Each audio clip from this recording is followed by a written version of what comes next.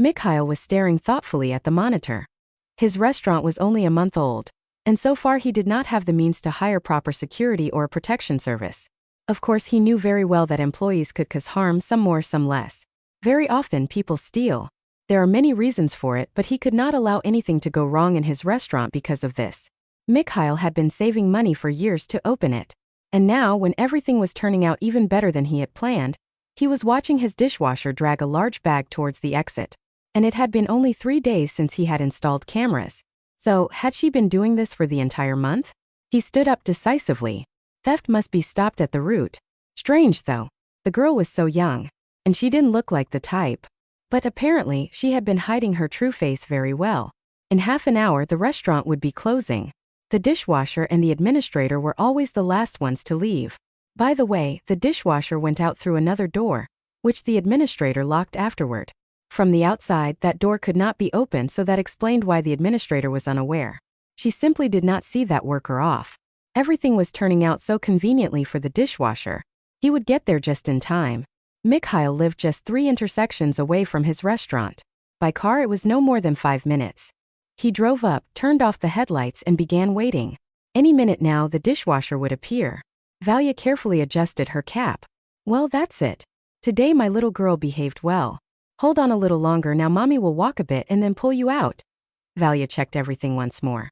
The holes she had made in the bag were not closed. It was comfortable enough for Angelina. Half an hour ago, Valia had fed her, so the baby would sleep soundly. She knew perfectly well that this was wrong, that if anyone found out they would simply take her daughter away. But there was no other way. Valia's milk had disappeared right away. Formula was so expensive that her child benefits lasted only 2 weeks. And then diapers, utilities. For a long time the girl had not known what to do, until she learned about the opening of a new restaurant and the recruitment of staff. When she went to the interview, she had not yet figured out how she would manage her duties. She badly needed the job, but her neighbor had warned her she could look after Angelina no more than twice a week, and only if Valia cleaned her apartment in return. When Valia saw the workplace and realized that she would be the only dishwasher for now, an idea formed in her mind. It was so unrealistic, so dangerous that she was startled. But then she tried. Angelina was only a month old when Valia brought her to work for the first time. The baby was so calm that she simply lay quietly, sleeping in the storage room where the spare dishes were kept. There was plenty of space and light, and Valia kept it clean. Valia had lost her parents in childhood. She lived with her grandmother. The old woman had a romantic nature, and was completely uninterested in household matters. From the age of 10, Valia had managed the household herself. Andre had swept her off her feet immediately. She had not just fallen in love, she had gone mad. Her grandmother had already been gone a year, and Valia quickly suggested that Andre move in with her. He agreed. But as soon as he found out Valia was pregnant, he disappeared without a trace, taking the few valuables from the apartment. Valia had not gone to the police. She was so ashamed that she avoided even going outside. She almost coped. And everything might have been fine if those people had not come. They wanted her to sell them her apartment. She had no intention of selling, but they told her she might accidentally be hit by a car on the street, and then her child would be left an orphan. That very day her milk dried up. Completely. That was when Valia realized the real trials were only beginning. The job was her salvation. She was paid weekly. She didn't have to worry about food. They managed to get by. What would happen when Angelina turned 3 or 4 months old? Valia tried not to think about. She told herself she was strong, smart, that she would manage. Though, lately she doubted very much that she was either strong or smart. Valia carefully set the bag down, closed the door, turned, and found herself face to face with the restaurant owner. Oh, ouch, he mocked her. Show me what you've got in the bag. Stealing in such volumes, no restaurant could survive. Valia shielded the bag with her body. I have never stolen anything. Shame on you. Shame on me? Not on you, but on me. He laughed, then grew serious. Show me what you're carrying in that bag, or I'll call the police. Valia sighed. There was nothing she could do, especially since Angelina had begun to stir inside the bag. She squatted down, opened it, and Mikhail gasped. A baby. Where did you? Is that yours? Wait, you've been working here with a baby. Valia meanwhile took Angelina into her arms. So I'm fired? Wait. What you, let me give you a ride. Do you live far?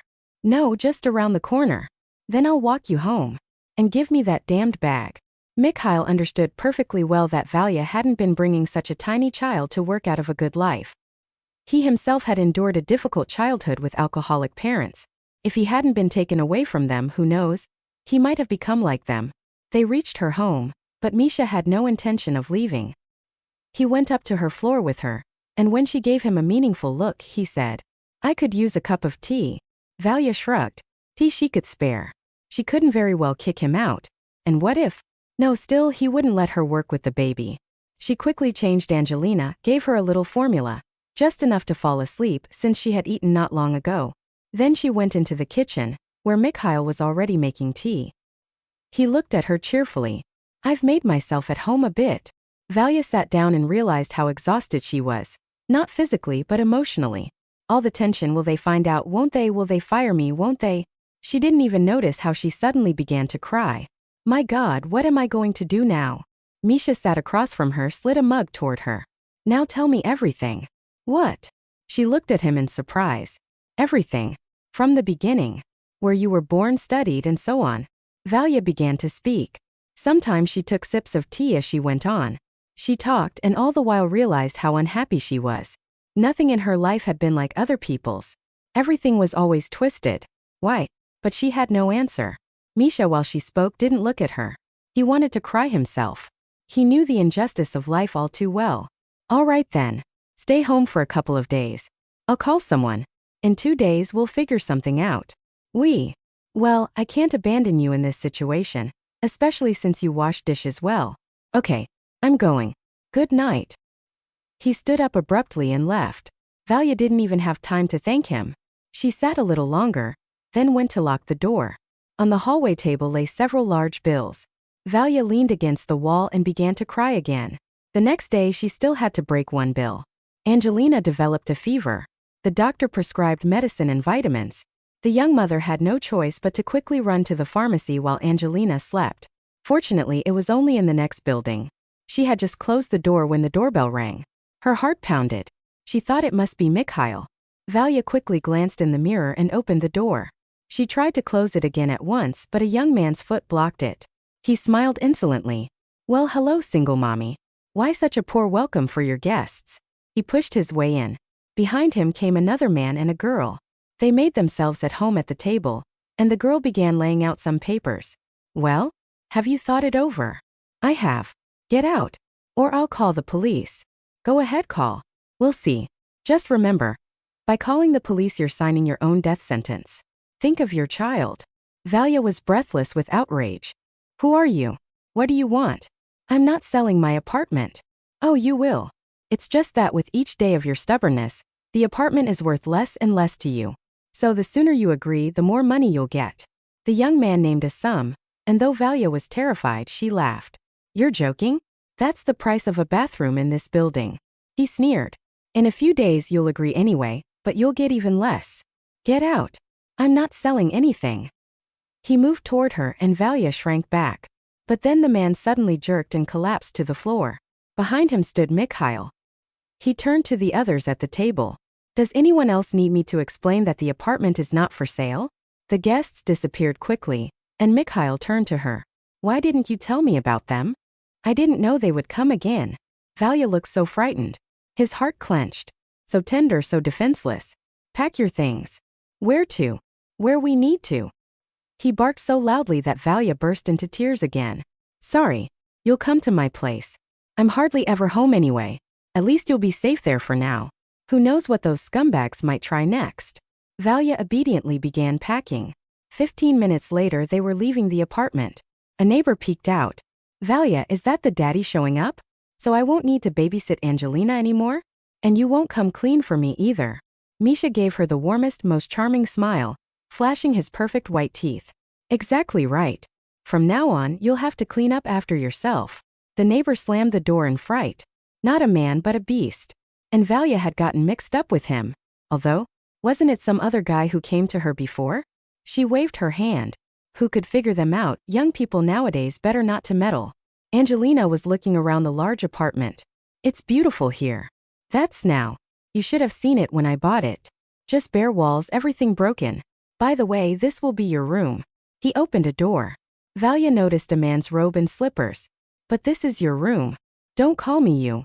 We're not at work. It's big and warm, so you two will stay here, and I'll move over there. He pointed to another door. That feels awkward. What's awkward is sleeping on the ceiling. Make yourselves comfortable, I'll be back soon. Misha left. Valya unpacked. Then went to the kitchen for water. The sink was full of dirty mugs. Looked like Mikhail only drank coffee at home. She washed the dishes, checked the fridge. An hour later, cutlets were simmering on the stove, potatoes boiling in a pot, and Valya was chopping salad, smiling at Angelina lying on the kitchen sofa propped with pillows. The door banged. Mikhail rushed in, sweating. He sniffed the air. I'm starving. Let's go eat. Valya picked up Angelina and followed him. In the hallway stood a brand new crib and stroller, with several bags of clothes inside. Oh, what have you? I don't have that kind of money. I don't know when I could repay you. Misha smiled. Women are strange creatures. Who's asking you to repay me? After dinner, Valya and Misha rearranged the furniture. He joked around, she laughed. Even Angelina, lying on the big bed, babbled in her baby talk. That night Valya couldn't sleep, nor could Mikhail. He suddenly realized how happy he felt. He wasn't alone in the house. Misha propped himself up on his elbow. After some time, Valya would want to return to her own place. She wasn't the type to take what wasn't hers. But he knew clearly. He didn't want her to leave. At breakfast, Misha casually said, "We need to get married." The knife fell from Valya's hands, clattering loudly on the floor. What? What? We need to get married. Angelina needs a father, and you need protection. Valya stared at him with wide eyes. Never thought a proposal could sound like that. Misha put down his fork and looked at her. What could he say? That he had fallen in love like an idiot, with a woman who had a child, who had been washing dishes in his restaurant. He tried to find the right words, but suddenly Valya leaned across the table and kissed him. Softly, gently. Mikhail felt like he'd been struck by lightning. He pulled away, grabbed his phone. Can you manage without me? I have an important meeting I won't be in today. A dishwasher? Yes, hire a new one. Valya won't be coming in anymore.